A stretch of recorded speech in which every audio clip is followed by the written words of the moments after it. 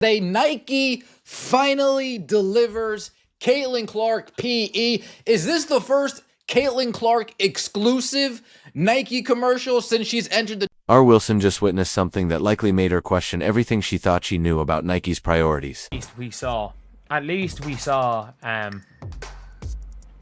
something. We saw something from Nike about her PE. And they finally released a PE. Paige Becker's already got a PE. Jewel Lloyd's got multiple. Nike just dropped Caitlin Clark's first major solo commercial, and the internet is absolutely losing its mind. Meanwhile, WNBA ratings without Clark have hit rock bottom once again. The timing of this Nike rollout feels brutal for everyone, not named Caitlin Clark. So, did Nike finally wake up and realize who their biggest star actually is? Or is this too little too late? So Nike finally released their trailer for Caitlin Clark's sneaker. They finally did, and a lot of people thought that when Nike were talking up, they were going to be, talking up like Caitlin might have been getting her signature shoe. They might have been talking up potentially Caitlin getting that signature shoe, and it would have been really cool if Caitlin got her signature shoe, but let's be real, that was never happening. That was never, ever, ever happening. Oh boy, where do we even start with this absolute masterpiece of corporate timing? Nike just released Caitlin Clark's first major solo commercial since she entered the WNBA, and the reactions are everything you'd expect and more. And by the way, I know she doesn't have a signature shoe, but this is the first time in 5 years that there is a player that has had their own Kobe.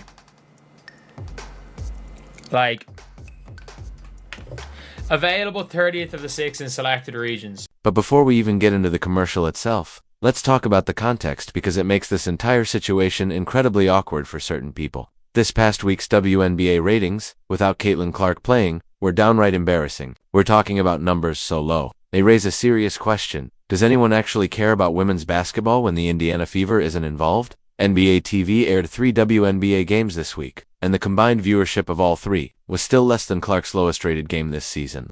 Let that sink in. Los Angeles Sparks vs. Chicago Sky, featuring Angel Reese, Kelsey Plum, and Hailey Van Lith, drew a whopping 240,000 viewers. Now, according to the folks who constantly remind us how marketable these players are, that matchup should have been a ratings bonanza. After all, we're always hearing how popular Angel Reese is, how electric Hailey Van Lith can be, and how Kelsey Plum is supposedly this huge draw. Well, 240,000 viewers says otherwise. But wait, it gets worse. Los Angeles Sparks vs. Minnesota Lynx, featuring Kelsey Plum again, and Napheesa Collier, who some argue is the best player in the league, only pulled in 220,000 viewers. Collier is genuinely phenomenal, a 3-level scorer who defends everywhere on the court, but apparently that doesn't translate to people wanting to watch her. And then we hit rock bottom. Connecticut Sun vs. Las Vegas Aces drew a downright pathetic 100,000 viewers. That's 100,000 on television. In 2025, that's not a typo. That's not a mistake. That's just the harsh reality of WNBA ratings without Caitlin Clark. To put this in perspective, 240,000 plus, 220,000 plus, 100,000 equals 560,000 viewers across 3 games. Clark's lowest rated game on NBA TV this season, 581,000 viewers. Her highest, 624,000. One player, one game. More viewers than 3 combined games featuring supposedly marketable stars. This is the context in which Nike finally gave Caitlin Clark the solo commercial treatment she deserves. The timing couldn't be more perfect. If you're in the told you so crowd, and more brutal than ever for everyone who's been trying to convince us that Clark isn't that much more popular than the rest.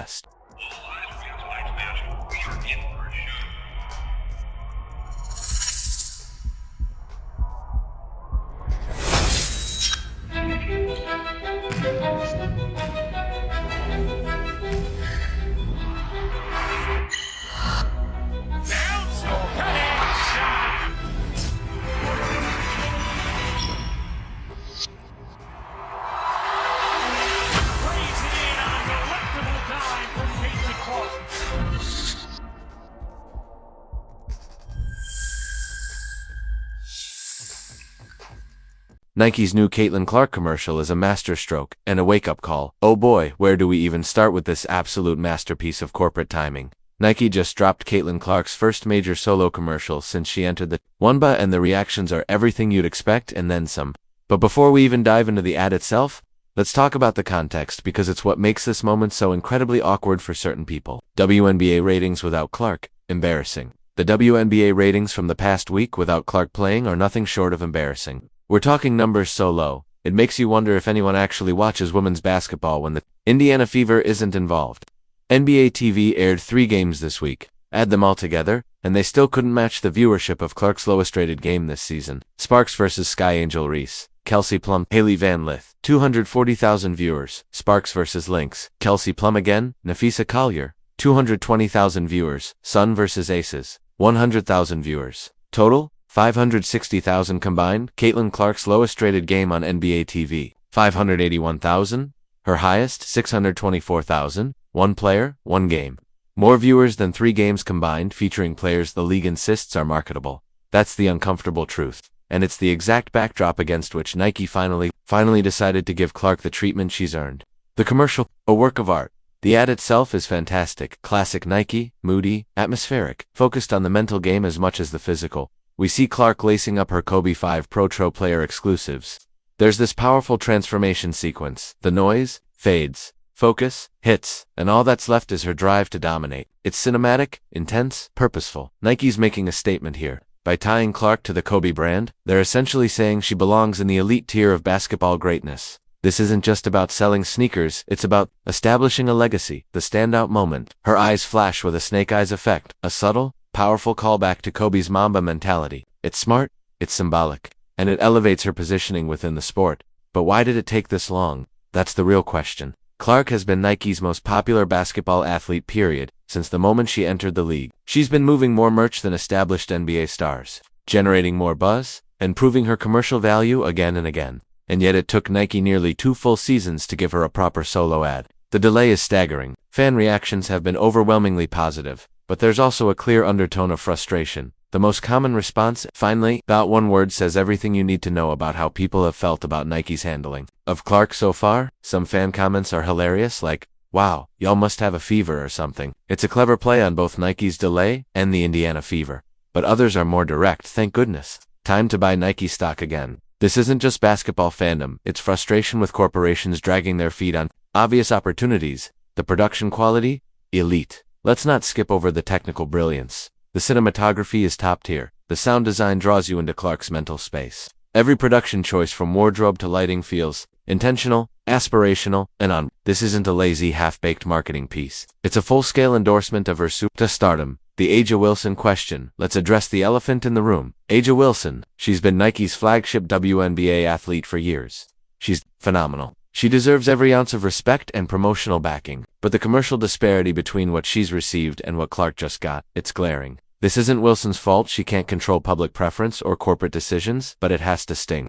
Clark is a second-year player. Getting superstar treatment, it took Wilson years to build toward. The optics. Brutal. The shoe drop and what's next. The sneaker featured Clark's Kobe 5 Pro pay drops soon on the Nike SNKRS app. Everyone knows it's going to sell out instantly. Expect resale prices to skyrocket. And here's the kicker. This isn't even her signature shoe yet. Nike is clearly treating this as a test run gauging demand before going all in on a full, signature line. Based on early reactions, that announcement can't come soon enough. Also, the timing of this drop is brilliant. Clark's dealing with injuries and missing games, but Nike's keeping her front and center, maintaining her commercial momentum even when she's off the court. From a business standpoint, this commercial is Nike finally acknowledging what the public already knew. Caitlin Clark is their most valuable basketball asset, not just in women's hoops, in basketball, period. This isn't just about Clark. This ad marks a potential shift in how Nike and maybe other major brands treat women's sports marketing. They're no longer checking boxes or chasing diversity. Optics. They're finally chasing dollars. And guess what? Caitlin Clark delivers. Social media proves it. Viewership proves it. Merchandise sales, off the charts. Other brands are probably watching this and kicking themselves for not locking her down when they had the chance. A new standard this commercial raises the bar for WNBA marketing. It's not low budget. It's not generic. It doesn't feel like a nice gesture. It feels important. It feels deserved. It positions Clark not just as a great women's player, but as a cultural icon in the making. Nike's treating her the same way they've treated LeBron, KD, and Kobe, and it shows. The snake eyes effect, the sound design, the visual symbolism, it all adds up to a message. Clark isn't next up. She's already here.